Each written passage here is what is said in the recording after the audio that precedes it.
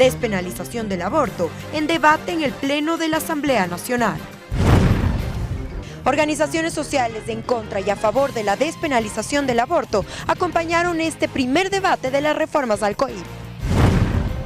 524 funcionarios legislativos reducirán su sueldo en un 5%, esto como parte de las medidas de austeridad. La disposición incluye a los 137 asambleístas.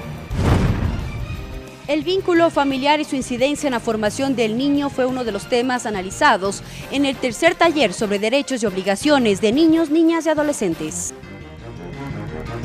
Los medios legislativos presentan TVL Noticias, emisión estelar. Jueves 3 de enero del 2019. Amigas y amigos, sean todos ustedes bienvenidos y bienvenidas a la emisión estelar de TVL Noticias.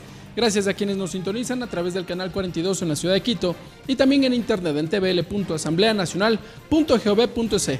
Aquí arrancamos con el detalle de la información.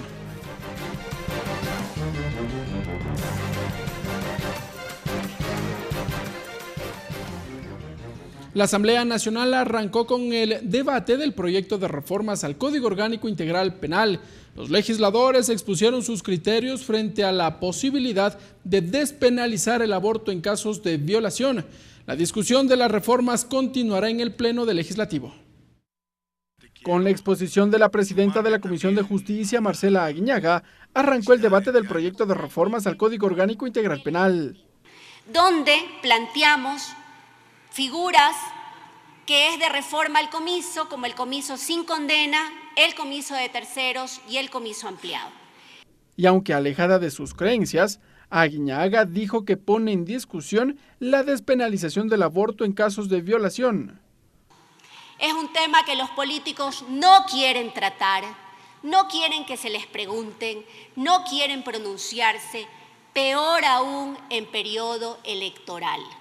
Franklin Samaniego, por su parte, explicó que con las reformas al Código Orgánico Integral Penal se establece un mecanismo para la defensa a las mujeres víctimas de violencia sexual. Aborda 14 aspectos de relevancia. Se analizaron 82 observaciones remitidas por los asambleístas, autoridades, académicos y representantes de la sociedad civil. La propuesta no recibió el apoyo de todos los legisladores. Henry Cucalón dijo apegarse a la norma constitucional. Para mí no hay disquisición. Yo estoy a favor del artículo 45 y por tanto estoy a favor de la vida en todas sus manifestaciones. Al respecto, la asambleísta Vilma Andrade dijo que en los últimos 3 años, 13.969 mujeres fueron violadas, 718 víctimas tenían menos de 10 años y 449 casos los agresores eran personas cercanas. Tenemos que legislar pensando en que la violación y el embarazo por violación tiene grandes y graves consecuencias. En que la solución a problemas gravísimos de la sociedad se lo resuelva con violencia, y con violencia hacia inocentes que además son sujetos de derechos. La discusión del Pleno se extendió por más de 3 horas. Las observaciones ingresarán a la Comisión de Justicia, que deberá elaborar el informe para segundo debate de las reformas al Código Orgánico Integral Penal. Ricardo Bravo, TVL Noticias. Y entre tanto que distintos sectores y organizaciones de la sociedad civil plantearon sus puntos de vista sobre las reformas al Código Orgánico Integral Penal, la despenalización del aborto en casos de violación, así como la legalización del uso del cannabis con fines medicinales, coparon la atención de los ciudadanos. Pablo Crespo, de la Red Vida y Familia Ecuador, sostuvo que por riesgo o miedo no se puede decidir la vida de un ser humano. Pero si podría elegir, nuevamente, no decidamos por un riesgo, no decidamos por miedo. La delegada de Mujeres con Voz, Bernarda Ordóñez, planteó que la defensa de la vida no puede convertirse en una herramienta para obligar a una mujer a mantener un embarazo producto de una violación. El aborto es una dolorosa realidad que se escapa al derecho y que la viven miles de mujeres y niñas en el Ecuador y en el mundo entero. Mientras que Marta Villafuerte, de la Red Vida y Familia Ecuador, invocó a garantizar la vida desde la concepción. ¿Cómo pueden permitir que un Ministerio de Educación implemente una materia en la malla curricular denominada desarrollo humano integral con materia para niños de 10 años con ideología abortista. El genetista César Paz y Miño explicó las malformaciones que se producen por el cruce de genes entre parientes directos. Los cruces genéticos entre parientes cercanos duplican el riesgo de que se unan genes alterados y provoquen problemas malformativos de leves a graves y enfermedades genéticas. En cambio, Mario José Montoverde, profesor de bioética de la Universidad Católica de Guayaquil, detalló los riesgos que corre la madre en la práctica del aborto. Recordemos que nada diferencia a un ser humano producto de una violación de un ser humano que no es producto de una violación.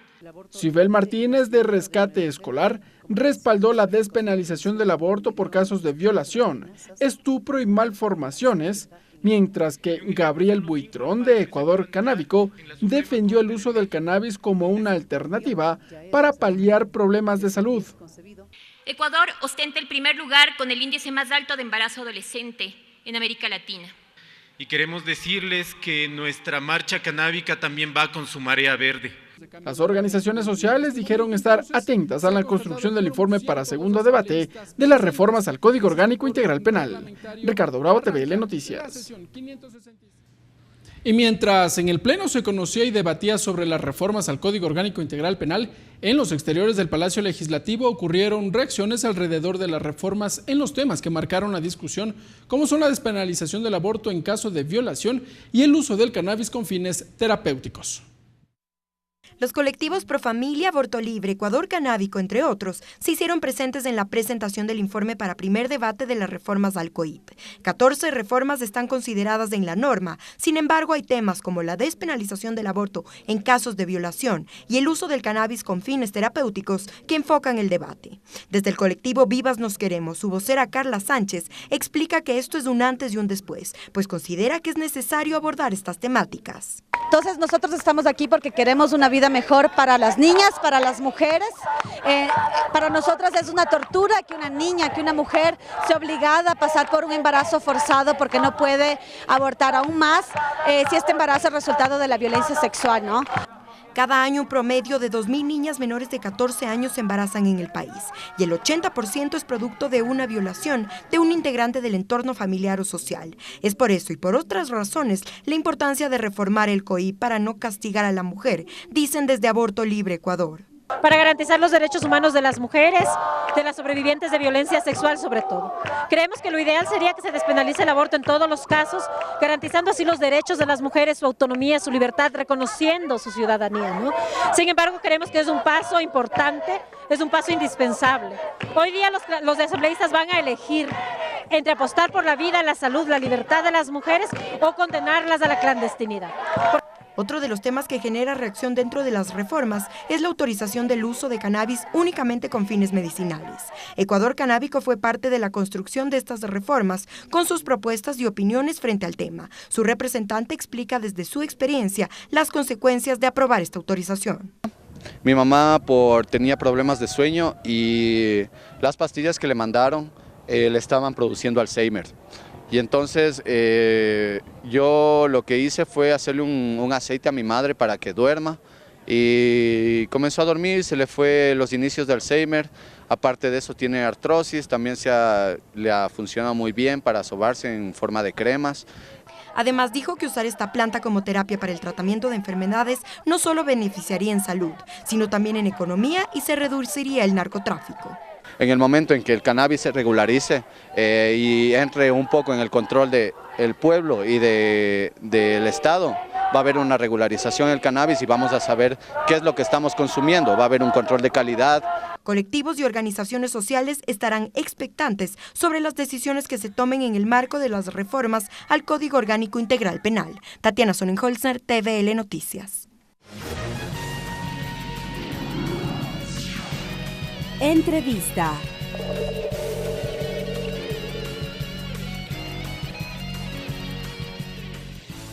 Y a propósito de este tema, tenemos nuestra primera entrevista. Vamos a conocer respecto de la discusión sobre las reformas al Código Orgánico Integral Penal y también sobre la agenda legislativa para este año en nuestra primera entrevista. Silvia Salgado, asambleísta por la provincia de Imbabura, presidenta encargada de la Comisión de Educación, Cultura, Ciencia y Tecnología, integrante de la Comisión de Fiscalización y Control Político.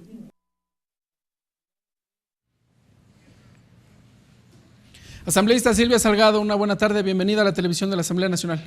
Bueno, esta bienvenida es la primera entrevista del año.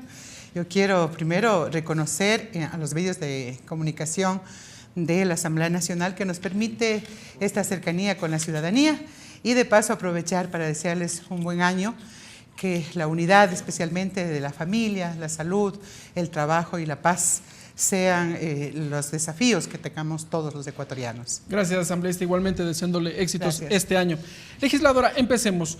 El Parlamento ecuatoriano arranca con una discusión legislativa y si se quiere, este día jueves empezó el primer debate de las reformas al Código Orgánico Integral Penal y dos temas centraron la atención: la despenalización del aborto en casos de violación y el uso del cannabis con fines terapéuticos. ¿Cómo se llevó adelante esta discusión? Entiendo que el primer debate continuará toda vez que la sesión fue suspendida. Sí, efectivamente son temas que estaban postergados. En el informe de esta comisión daban cuenta de proyectos legislativos presentados desde el año 2015. Por lo tanto, esta fue la oportunidad de sistematizarlos, de tratarlos, de procesarlos. Aspectos permanentes que están en la expectativa de la gente es cómo desde la norma penal se va contribuyendo, por ejemplo, a el tema de enfrentar con mejores herramientas, especialmente para los operadores de justicia, respecto a los casos de corrupción. Me parece que fue fundamental el que se haya incluido este tema y obviamente lo que usted señala, ¿no? Cuando se trataba de revisar inclusive la problemática social referido a lo que es reconocer un hecho que está ahí, está presente en nuestra sociedad y es el incremento inclusive de los casos de violación, especialmente en contra de las niñas, y eso mereció 13.000 el año una anterior, propuesta. En el caso de mujeres. Fue una cifra que se escuchó, 13.000 mereció casos una de violación. propuesta de precisamente de despenalizar el aborto en caso de violación. Exclusivamente esta es la nueva causal. Esa es la nueva causal, que no implica ni siquiera obligatoriedad cuando los hechos de estos se dan, sino más bien, es de una manera voluntaria, se posibilita tomar una decisión por parte de la víctima, porque actualmente lo que pasa es que muchas veces, siendo víctima de una violación, una niña, esta inclusive está abocada a ser penalizada y la guardaría hasta la cárcel, mire usted. En el caso que recurra al aborto. En caso de que recurra a un aborto, porque ese tipo de abortos no está legalizado en el país. En la mayoría de países de la región ya considera esta situación particular de el aborto por violación para que no sea sancionado por la ley. Sin embargo, respetando todas las visiones, que se da sobre un tema tan doloroso, porque hay que verlo así, no solamente es la situación de la víctima, sino también lo que puede conllevar una decisión de aborto, no deja de ser doloroso, pero tenemos que, al margen de nuestras creencias personales, que muchas veces, las tenemos y tenemos que hacerlas prevalecer. Sin embargo, es nuestra responsabilidad dar una respuesta ya en términos de la obligación que tiene el Estado de garantizar la vida, de garantizar una vida digna y de garantizar derechos, especialmente cuando se trata de niñas, que a propósito la Asamblea en el año anterior, durante todo un año,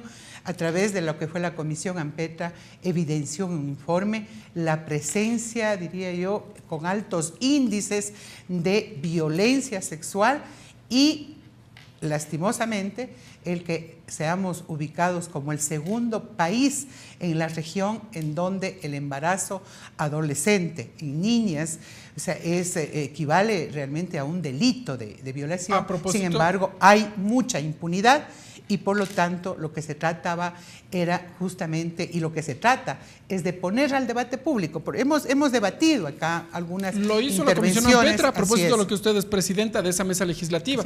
A propósito, legisladora, para este año, en esa comisión, Ampetra, se prevé ya una discusión mucho más amplia. Tal vez se ve la necesidad de conformar una comisión especializada que trate estos temas para dar prioridad a la defensa de los derechos de las niñas, niños, de los adolescentes. Bueno, la Comisión Ampetra concluyó su trabajo, ya no está. Se busca también conformar una comisión especializada. Hay una comisión especializada que ha priorizado la discusión y el debate del Código de la Niñez, que permita fortalecer todo un sistema de protección de la niñez. Entonces, en eso está esta comisión especializada y tiene como base el informe de la Comisión Ampetra, que identifica las dificultades institucionales, normativas de la política pública y de la garantía de derechos que tiene que el Estado en su conjunto resolver y recuperar la gobernabilidad. Porque una de las conclusiones fue que el Estado perdió totalmente la gobernabilidad sobre el tema. O sea, no había una articulación entre ministerios, la política pública no se evaluaba, por lo tanto había observaciones del Comité Internacional de Derechos de los Niños, de las Niñas, había una inversión inclusive que no era totalmente y que sigue siendo sin optimizarla, y eso realmente constituye la base, el diagnóstico, cuando se logró transparentar que más de 14,000 casos de violencia sexual en contra de niñas, niños y adolescentes tiene que ser tratado con la máxima responsabilidad desde el Estado, pero también desde la sociedad y también desde la familia, porque lo que se evidenció que no se trataba de un tema del sistema educativo, sino del conjunto de una sociedad y del propio Estado, que no tenía habilitado las rutas, ni los caminos, ni las políticas, o sea, para responder de manera oportuna desde la justicia, desde la reparación, desde la intervención inmediata, por ejemplo, en el ámbito de la salud. Y eso es el problema. Y en ese camino, asambleísta, la Comisión de Educación, de la cual usted es presidenta de forma encargada, también ha planteado dentro del marco de reformas a la Ley Orgánica de Educación Intercultural también un sistema de protección, se ha dicho, para los adolescentes. Esto, en el ámbito educativo. En el ámbito educativo. Esto en contraposición, o más bien a la par de las reformas al Código de la Niñez que la trabaja una comisión ocasional. ¿Cómo está ese trabajo a propósito? Bueno, uno de los informes o de la evaluación que hizo la Comisión Ampetra fue precisamente identificar las normas que deben reformarse. Una de ellas es el Código de la Niñez. La otra es el Código Integral Penal, que precisamente hoy ya en el debate recoge el que estén inhabilitados de ejercer el cargo o la profesión de educadores a quienes hayan sido sentenciados por abuso o contra abusos cometidos contra la integridad sexual de los niños. Esa es la propuesta que se mantiene en la reforma al COIP. Esa está incluida. Otra está la omisión de la denuncia, ¿no?, por parte de quienes, conociendo la violación de derechos humanos contra los niños, no lo denuncian. Y la tercera es precisamente el juzgamiento en ausencia para evitar la impunidad. Mire entonces, pero esa reforma, asambleísta, si me permite, ya están incluidas en este debate del día de hoy estas propuestas desde la Comisión Ampetra. Una precisión, asambleísta, sobre este tema, el juzgamiento en ausencia. Me parece que allí la Comisión de Justicia había ampliado la discusión, porque también sé que se buscaba de alguna u otra forma ligar con el tema de los conductores. Cuando efectúan un accidente de tránsito, lo primero que hacen es huir del lugar. Si bien también hay otra comisión, la Comisión Ocasional de Tránsito, que trabaja en las reformas a la ley de tránsito, pero es precisamente en el Código Orgánico Integral Penal en lo que se busca tipificar esta acción, ausentarse del accidente y, bueno, con ello también juzgar a quien cometió dicho accidente de tránsito. Sí, hay algunos casos en donde el presunto infractor, o sea, termina por huir, ¿no? Y obviamente se suspenden los procesos, o sea, judiciales. pero no podemos comparar lo que puede ser un infractor de tránsito con lo que es obligación de un Estado, que es en toda norma, en toda política, en toda decisión pública, garantizar el interés superior del niño. Aquí el Estado tiene que actuar de acá oficio. El Estado tiene que tener un tratamiento. A lo mejor, pueden equipararse a la misma situación cuando un conductor frente a un accidente de tránsito huye. Pero en el caso de los niños y niñas se necesita una especificidad y es muy claro, tanto lo que es la Declaración Universal de Derechos Humanos, la Declaración de los Derechos de los Niños, que dentro del bloque constitucional que tiene el país y que opera en el país, es obligación del Estado garantizarlo. Es decir, dar cuenta de la especificidad, del trato especial que tiene que tener cuando se trata de niños. Entonces, por lo tanto, esto de la propuesta de juzgar en ausencia es de manera específica para el caso de violación o para el caso de abusos o de delitos que atenten contra la integridad de niñas y niños. Entonces, eso ya recoge el COIP. Hay que, en este debate ya se ha tratado los 3 temas. Nos parece importante el que vayamos inclusive en el propio COIP precisando esta relación de prioridad que debería tener los operadores de justicia cuando se tratan de niños y de niñas. Porque la norma, por esos así temas. es, la norma puede establecer los delitos no en función de la edad, no lo hace así, lo generaliza. Por eso mismo hemos insistido en nuestra intervención el día de hoy de que este interés superior del niño tiene que verse reflejado también en el COIP en cuanto a los procedimientos. ¿Sí? Ya en los procesos mayor agilidad, mayor agilidad. En este caso, si el juez, el que pueda agilitar todos los procesos judiciales cuando se trate materias de los menores de edad. Lo propio estamos haciendo en el caso de la Ley de Educación, que ya hemos aprobado el primer informe. Esperemos que en las próximas semanas ya se dé el debate en el Pleno. Y uno de los objetivos de cambio y la parte central de la reforma de la LOEI es establecer mecanismos de protección, hacer lo que tiene que hacer la educación, que es prevenir, porque no puede convertirse en un sistema educativo sancionador, punitivo, de persecución. Eso no le corresponde a la educación. Por lo tanto, nosotros hemos insistido en establecer mecanismos de protección, pero desde un enfoque de derechos humanos y de prevención, y no como responsabilidad única de los docentes, sino de corresponsabilidad con los padres de familia. Por lo tanto, estamos proponiendo que se incluya en procesos de resolución de conflictos en donde sea el diálogo, la mediación. Por ejemplo, claro, estos están exentos cuando se trate de violencia sexual, pero hay otro tipo de conflictos en el sistema educativo. Por ejemplo, la relación mismo profesores-estudiantes, padres de familia profesores, docentes autoridades. O sea, que no se trata de sumarios administrativos que se instauran y que obviamente todos esperan la destitución. No, tenemos que ir construyendo una sociedad con una actitud y con una conducta social de diálogo y de la posibilidad de, en el diálogo, encontrar la solución de los conflictos. Yo creo que si la educación aporta eso, bajaremos a lo mejor ese nivel de conflictividad que hay. Pero hay problemas, por ejemplo, ¿qué hacer? O la corresponsabilidad de padres de familia, ¿qué hacer frente al problema de la drogadicción?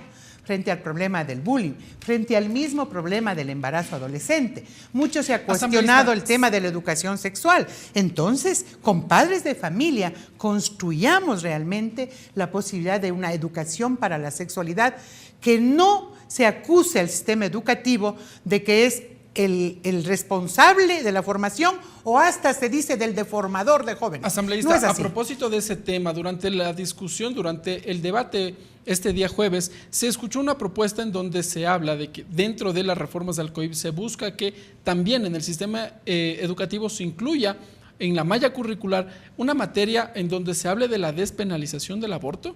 No, de ninguna manera. Yo pienso que esos mensajes, a veces tergiversados, no contribuyen a buscar la causa del problema. ¿Eso está descartado? ¿No se está incluye en la malla totalmente curricular? descartado. O sea, la educación para la sexualidad tiene que tener un enfoque integral, ¿no? Entendido esto como el hecho cierto de que es en la familia en donde se fortalecen valores, es en donde la educación contribuye a que esos valores sean la línea de conducta de los estudiantes, evitar que desde la educación, o sea, se pretenda incidir inclusive en esa forma particular de ver de cada familia, porque hay familias diversas, con diferentes creencias, con diferente cultura. Por lo tanto, hay que evitar verlo a la educación para la sexualidad como el riesgo o el peligro frente, por ejemplo, a los casos de la violencia sexual o frente a un embarazo adolescente. Entonces, hay muchas cosas que tratar de parte nuestra. Estamos reformando la LOEI, el Código Nacional, el Código de la Niñez, el COIP. Habrá que reformar las leyes que sean, pero hay que verlo esto como un problema integral. No lo resuelve el incrementar una pena, la violencia que existe o de que son el riesgo que vive nuestra niñez. Hay que verlo de manera integral. Gracias, asambleísta. Con eso último me quedo. Gracias, asambleísta Silvia Salgado, por estar con nosotros conversando sobre los temas de discusión en el Pleno de la Asamblea Nacional y también lo que será la agenda legislativa para este 2019. Nosotros seguimos con más información.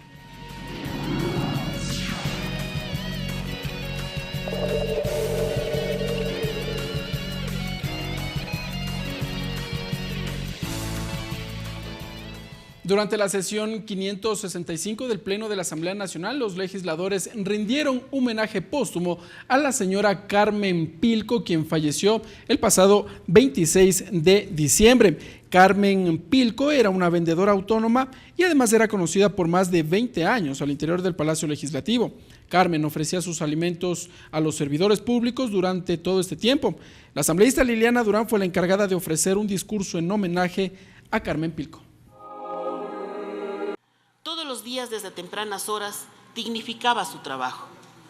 A pesar de su condición de vulnerabilidad, sin contar con el seguridad social, sin contar con ningún tipo de garantía laboral que lo proteja, recogía en sus callosas manos el tributo de esa necesidad, en consecuencia de su trabajo.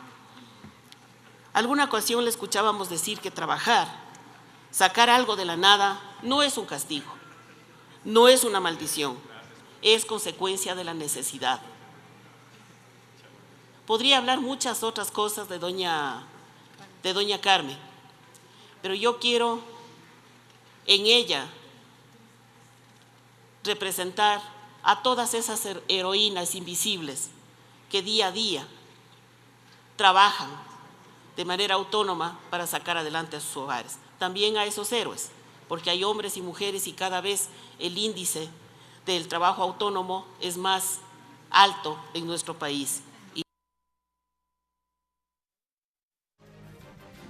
Un justo homenaje seguro a Carmen Pilco. Nosotros, amigas y amigos, nos vamos a una pausa. Cuando regresemos tenemos más información legislativa. Regresamos con TVL Noticias, emisión estelar, luego de la siguiente pausa promocional. Entrevista. Nuestra compañera Mariela Logroño alcanzó una entrevista con la asambleísta Vilma Andrade, legisladora nacional, con quien conversó precisamente sobre los temas de discusión hoy en el Pleno de la Asamblea Nacional, las reformas al Código Orgánico Integral Penal. Lo revisamos a continuación. Vilma Andrade, asambleísta nacional por la Izquierda Democrática, integrante de la Comisión del Régimen Económico y Tributario y su Regulación y Control. Hoy en nuestro espacio de entrevistas ya nos acompaña la asambleísta de Izquierda Democrática Vilma Andrade, con quien analizaremos varios de los temas que están incluidos en el proyecto de reformas al Código Orgánico Integral Penal. Asambleísta, gracias por acompañarnos. Bienvenida a la Televisión Legislativa del Ecuador. Muchísimas gracias. Un saludo afectuoso a la audiencia. Asambleísta, inició el primer debate de este proyecto de reformas al Código Penal y uno de los temas que más generó discusión, incluso en la Comisión de Justicia, con la presencia de varias organizaciones sociales, era la despenalización del aborto en casos de violación. Sí, efectivamente, nosotros reconocemos que la comisión haya permitido este debate, que deje pasar realmente al pleno de la Asamblea, porque aquí hay una realidad que lacera, una realidad que debería conmovernos. Aquí los asambleístas estamos convocados a legislar a nivel nacional, no por dogmas, no por creencias religiosas, no por la decisión personal, sino cómo resolvemos un tema de salud pública. Sin lugar a dudas, en este momento tenemos 500,000, más de 500,000 niñas y adolescentes han tenido partos durante estos últimos 10 años. Y si los datos de la Fiscalía nos dicen que 1 de cada 4 de esos partos han sido productos de violación, tenemos 120,000 niñas y adolescentes que han destruido su vida, su futuro, su inocencia, porque quienes les violan, que hay que decirlo claro, a las niñas no las embarazan, a las niñas las violan, son de su entorno familiar cercano. Justamente usted dio cifras bastante claras, alrededor de 500 niñas han sido violadas por familiares cercanos, por profesores, y que son básicamente temas que no lo han debatido, incluso en la Asamblea Nacional, que usted ha dicho hay preferencias incluso de temas religiosos, dogmas, pero no se ha pensado como salud pública el problema del aborto. Sí, efectivamente no estamos dando respuesta, no estamos dando solución, porque no es seguir incrementando las penas, porque ya lo tienen, ahora mismo son 22 años de prisión para el violador, pero ¿y la víctima? Cuando el violador pasa a ser siempre del círculo cercano, el padrastro, el padre, lamentablemente el hermano, el tío, un familiar cercano, o inclusive sus profesores. Hemos visto casos hace poco, ¿no es cierto?, inclusive en el sistema educativo, gente violando a los niños. ¿Cómo queremos nosotros sino resarcir a la víctima? Y esa es la propuesta. No estamos yendo como quisiéramos en otros países que han ido realmente al aborto por decisión, es decir, incrementando los derechos de las mujeres, los derechos sexuales y reproductivos. No estamos tocando ese tema. Ese tema todavía lo damos desde la espalda porque es complejo, porque es polémico. Pero eso también está incluido ya en el proyecto de Código de la Salud. Pero no en ese sistema, no es, ahí solamente es del aborto en curso. Esto es de que, porque de hecho eso va a seguir pasando, hay personas que van a practicarse un aborto o muchas veces se lo realizan y tienen sangrados, mutilaciones, se van a la unidad médica y la unidad médica tiene el derecho de atenderlas. Aquí había asambleístas que querían que las mujeres en ese estado mueran en la calle, o sea, no sean atendidas por la salud pública. Eso ya está en el código, pero esto es distinto. Es los abortos en curso, pero igual tendrán que ser denunciadas. Denunciados y también encarceladas, se debería aclarar ahora. En el Código Penal, como usted decía, es necesario aclarar que no es básicamente para que todas las mujeres puedan abortar, sino se hacía los causales específicos de este artículo. Sí, efectivamente nosotros hemos puesto como nuestra propuesta, igualmente, que no sea solamente por el caso de violación, sino también por incesto, por estupro y por inseminación artificial no consentida, pensando en el futuro, porque estos temas se pueden dar y no es justo también que alguien pueda procrear producto de una inseminación no consentida. Entonces, estos temas ahora nos llevan a una reflexión muy grande y es pensar qué ha hecho el Estado, qué ha hecho el Estado y la sociedad. ¿Y cuál sería el rol entonces de la Asamblea Nacional también frente a estos temas? Es primero, yo creo que aprobar la despenalización del aborto, no volverle a victimizar, revictimizar a la víctima. Estamos viendo que efectivamente pasa a ser violada, si ha sido violada, y después obligada. Yo me pongo a pensar, yo soy madre, imaginarme a una niña de 10 años con un embarazo de 9 años, de 9 meses, pero soportando toda una vida, un hijo producto de una violación. Eso destruye vidas, inocencia, destruye el futuro, y por eso nosotros creemos que la única medida en este momento, porque hay que decirlo, nadie quisiéramos llegar al punto de aprobar el aborto, pero es una realidad y hay que en esa medida nosotros tomar decisiones, y la Asamblea sin dogmas, sin orientación religiosa, tenemos que votar en conciencia. Lo que les he dicho a los asambleístas, ¿qué harían si su hija es la violada? Asambleísta, ¿qué ha hecho entonces el Estado frente a estos casos que cada vez se van incrementando, que incluso son cada vez las niñas de 9, 10 años que han sido víctimas de violaciones y que hasta sus padres han sido testigos también y cómplices de que queden en embarazo. ¿Qué podría hacer el Estado o tal vez el sistema de salud pública? Esta es una tarea de todos los organismos, porque no podemos quedarnos con esto. De hecho, el sistema educativo tenemos que ir a una malla curricular que permita que los niños, las niñas conozcan sus derechos. Y ya hemos visto campañas eficientes, lo ha hecho UNICEF para proteger el cuerpo de los niños, porque yo me imagino a una niña en la inocencia que no sabe lo que es una relación sexual, y si un familiar va insinuándose, o el padre, el padrastro, posiblemente para ella esa es una relación familiar, normal, ¿no es cierto? Entonces, por eso es que se necesita trabajar integralmente. Tenemos que ir a un sistema educativo claro que proteja a la niña, que proteja a los niños, y tenemos que, además, con normas, con leyes claras, que permitan, además del sistema de salud, como usted lo dice. Ya hay pruebas en países donde se ha aprobado el aborto. No es que las mujeres están en la fila para abortar, porque no son ni asesinas, no somos criminales. Están en una situación que una sociedad las denigra,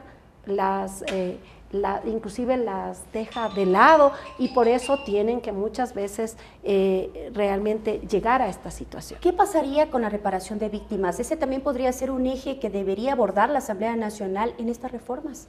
Bueno, ahora no. Yo creo que la reparación tiene que ser en otro proceso, en otro cuerpo normativo, que hay que analizar, lo que básicamente pasa realmente por un tema. Hay que ratificar el tema educativo. Tiene que ser amplio, tiene que ser realmente que llegue no solamente a la víctima, no solamente a la niña, también lo que está pasando en los hogares. ¿Qué pasa en esos hogares desarticulados donde efectivamente llegan a violar a una niña, a su hija, a su familiar? Las lesiones físicas, psicológicas, que no solo causan en la víctima, sino también en la familia completa. Exactamente, y son permanentes, porque es algo que no se lo va a quitar. Entonces no trabajemos solamente en este caso para el violador y para el delincuente, sino para la víctima.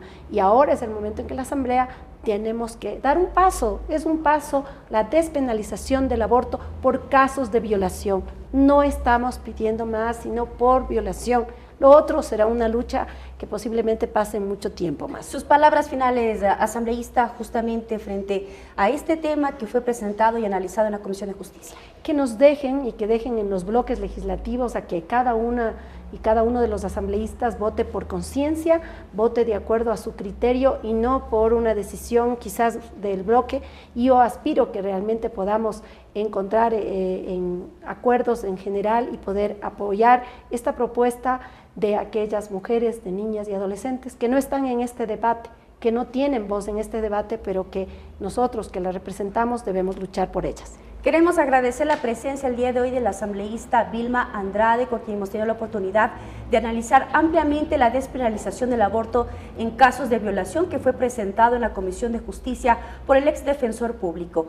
Ahora el documento, una vez que inició el tratamiento en el Pleno de la Asamblea, pasará nuevamente a la mesa legislativa para poder analizar y recoger más insumos de cara a la elaboración del informe para segundo y definitivo debate.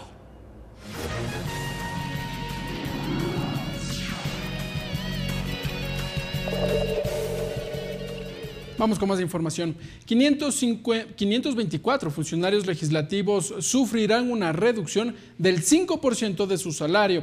La medida aplica también a los 137 legisladores. El anuncio lo hizo la presidenta de la Asamblea Nacional como parte de las medidas de austeridad.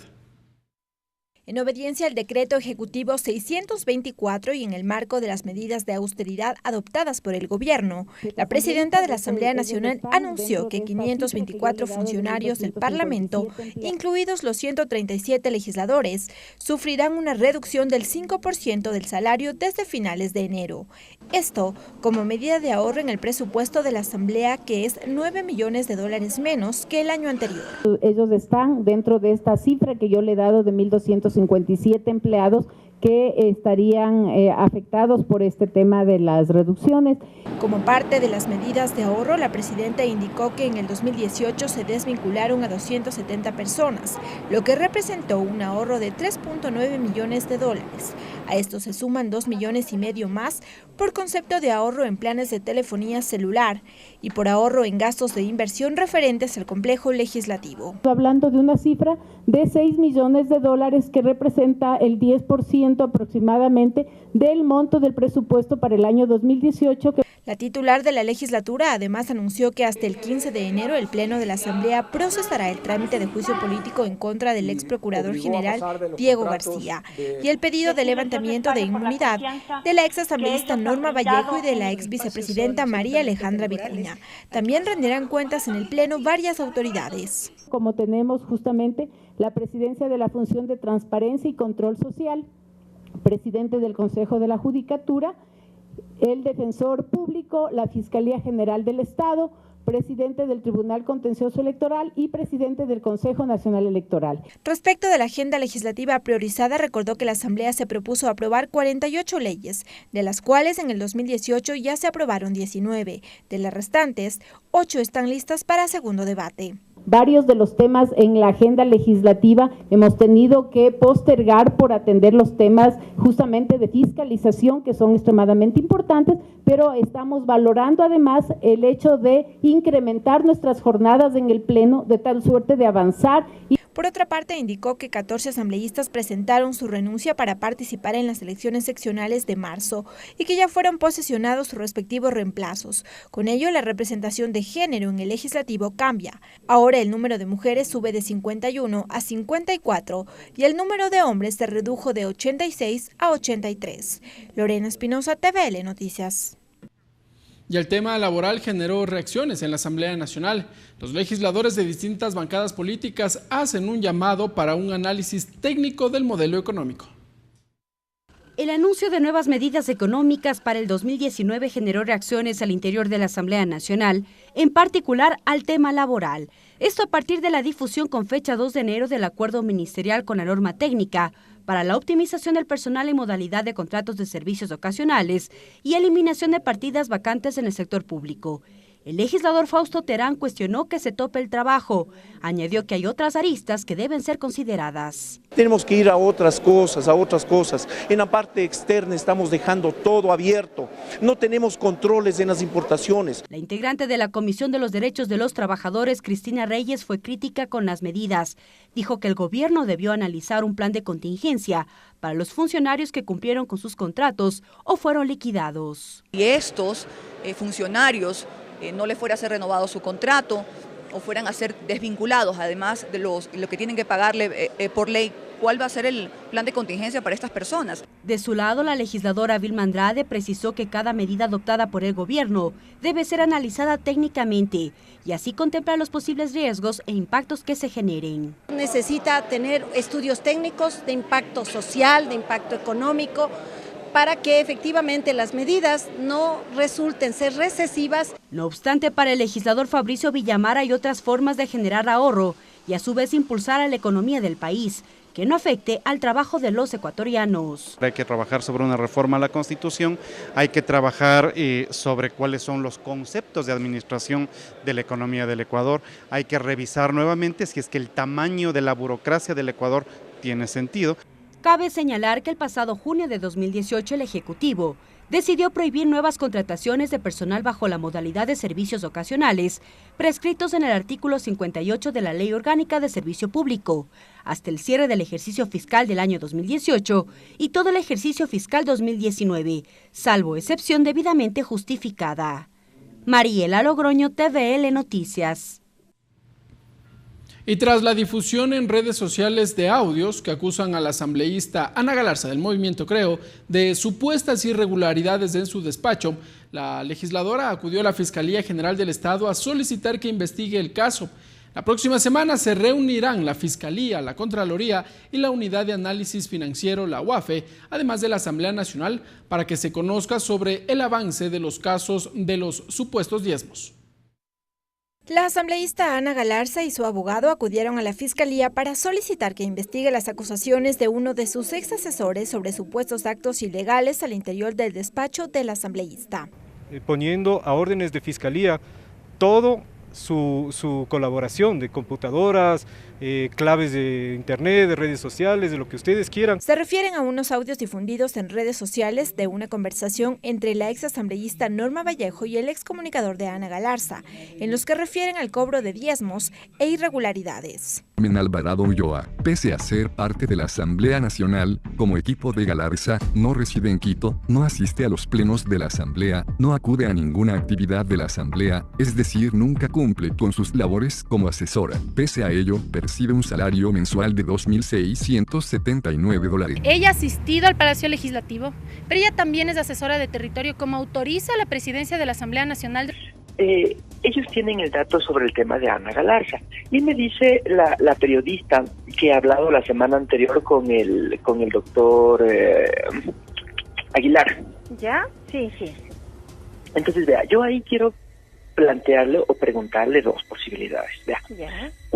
Una es que usted responda a una entrevista a la periodista y ahora utilizan estos audios en los que él miente en muchísimas cosas. La legisladora insistió que no presentará ninguna denuncia en contra de su ex comunicador, a quien aseguró se lo desvinculó por pérdida de confianza. Él dice cosas que no sé si me constan de sus ex jefes y que por eso no gozaba de nuestra confianza. Sin embargo, Galarza aseguró también que cuenta con el apoyo de su bancada. Cuento con el apoyo de Guillermo Lasso porque él jamás apoyaría a alguien que se ha conchavado con Norma Vallejo y con los correístas. Completamente abiertos, y si es que esto se tiene que debatir, que se lo debate y que se lo debata con frontalidad y fuerza.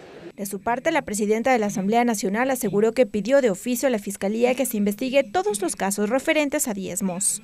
Y de toda aquella información que circule en redes sociales y que tenga referencia a este tipo de temas. La próxima semana está pendiente una reunión entre la Fiscalía, la Contraloría General del Estado, la Unidad de Análisis Financiero UAFE y la Asamblea para que se conozca cómo avanzan las investigaciones de casos nuevos y anteriores respecto al tema de diezmos. Lorena Espinosa, TVL Noticias. Y en otro ámbito de la información, la Comisión Ocasional de Niñez se llevó a cabo el tercer taller sobre derechos y garantías dentro de la denominada Doctrina de Protección Integral como eje fundamental de la política legislativa para niñas, niños y adolescentes. En el análisis de esta temática, un representante del Ministerio de Inclusión Económica y Social expuso sobre el rol del Estado y las políticas públicas con enfoque social y la crianza del menor. Sobre la base de los 4 principios fundamentales de la Convención sobre los Derechos del Niño, la no discriminación, el interés superior del niño, el derecho a la vida, la supervivencia y desarrollo y la participación infantil, expuso Yuris Buais, asesor del Ministerio de Inclusión Económica y Social, quien reiteró que hablar de derechos de los niños deben ser tratados desde una política constitucional que aborde la protección integral de los niños y adolescentes. No quiere decir que ahora no existan, aún existen. Pero el tratamiento es lo importante, el tratamiento institucional, de política pública, de gestión, de planes y de programas para su atención. La familia como eje central de la protección del menor también fue un aspecto que debe ser considerado a criterio del asambleísta Franklin Samaniego. Hizo la relación a lo tratado ya en la Comisión de Justicia. Hablar sobre la patria potestad, la tenencia, la custodia, el régimen de visitas, el régimen de alimentos es sumamente importante. Yo creo que el Estado tiene que madurar en sus razonamientos. Basta ya de posiciones radicales. De su lado, el asambleísta Ángel Sin Maleza puso en debate temas que no constan en el código, como por ejemplo el acoso y el denominado bullying. Pensemos que no todo el país tiene un mismo contexto y que dependiendo de su área geográfica, su modus vivendi y su cultura son diferentes. Finalmente, la titular de la Comisión Ocasional, Encarnación Ducci, señaló que hay artículos del código que hasta la fecha no se aplican, como por ejemplo el Sistema Integral para Niños y Adolescentes, liderado por el gobierno. Por ello urgen, dijo, la reforma integral. Cuando se crean los consejos nacionales para la igualdad de derechos de otros grupos de atención prioritaria, lamentablemente no se institucionaliza como debe ser, no se dan los recursos necesarios. La comisión continuará con los talleres a fin de recoger más insumos a la propuesta de reformar integralmente al Código de la Niñez. Mariela Logroño, TVL Noticias. Regresamos con TVL Noticias, emisión estelar, luego de la siguiente pausa promocional. Continuamos con TVL Noticias, emisión estelar. Llegar a un acuerdo entre el sector de la transportación y el gobierno nacional es lo que se busca en el marco del incremento del precio de los combustibles. Sin embargo, en una reunión previa en el Palacio de Carondelet no hubo un planteamiento oficial. Tenemos los detalles. Se reunieron con la ministra María Paula Romo, el ministro de Transporte, el director de la Agencia Nacional de Tránsito y otras autoridades para conversar sobre las consecuencias frente al alza del combustible. Después de casi 3 horas de conversación, los taxistas conocieron que recibirán una tarjeta de crédito o débito de hasta casi $100 para quienes circulan en las ciudades más grandes del Ecuador. Estos beneficios se aplicarán en 3 categorías. 1. Ciudades más grandes del país como Quito, Guayaquil y Cuenca recibirán hasta 270 galones mensuales con un subsidio de $99.90. Ciudades más pequeñas como La Tacunga, Riobamba, Sogues y Puyo recibirán hasta 230 galones mensuales con un subsidio de $85.14. Cantones más pequeños recibirán hasta 210 galones mensuales con un subsidio de $77.70. Sin embargo, esto no está estipulado en un decreto oficial. Así lo explicó Carlos Brunis, presidente de la Federación de Transporte Terrestre de Pichincha, en una conversación telefónica para la televisión legislativa. Ayer se trató sobre el tema de los 270, los 30, los 10, pero eso necesitamos que se plasme en un documento a fin de que nosotros podamos ir a nuestras bases, a una asamblea y decirles, compañeros, esta es la propuesta. Además, trataron sobre el incremento del diésel. Brunis explicó que los dirigentes y conductores del transporte pesado no estarán de acuerdo con esta medida. Desde la Asamblea Nacional, Juan Cristóbal Lloret propuso un cambio en el orden del día para que el ministro de Finanzas comparezca ante el Pleno y explique las afectaciones y los beneficios de estas reformas económicas. Porque a través de los diferentes medios de comunicación se ha dicho que el impacto estaría en alrededor de $400 millones, el impacto de la eliminación de los subsidios a los combustibles. Y en esa proforma presupuestaria, pueblo ecuatoriano y colegas legisladores, ahí se plantea que el impacto de la eliminación de los subsidios a los combustibles es de $2.431 millones. El lunes 7 de enero se desarrollará una nueva reunión entre los transportistas y el gobierno para conocer de forma oficial estas medidas después de que sean presentadas al ministro de Economía y al ministro de Hidrocarburos. Tatiana Sorenholzner, TVL Noticias. Y la mañana de este jueves se desarrolló una nueva reunión del Consejo de Seguridad Pública y del Estado, COSEPE. Los miembros del Consejo de Seguridad se reunieron para tomar una decisión frente a la difusión de un audio en un medio de comunicación digital con un extracto de la intervención del presidente de la República, Lenín Moreno, sobre el secuestro y asesinato de los periodistas de Diario El Comercio en la frontera norte.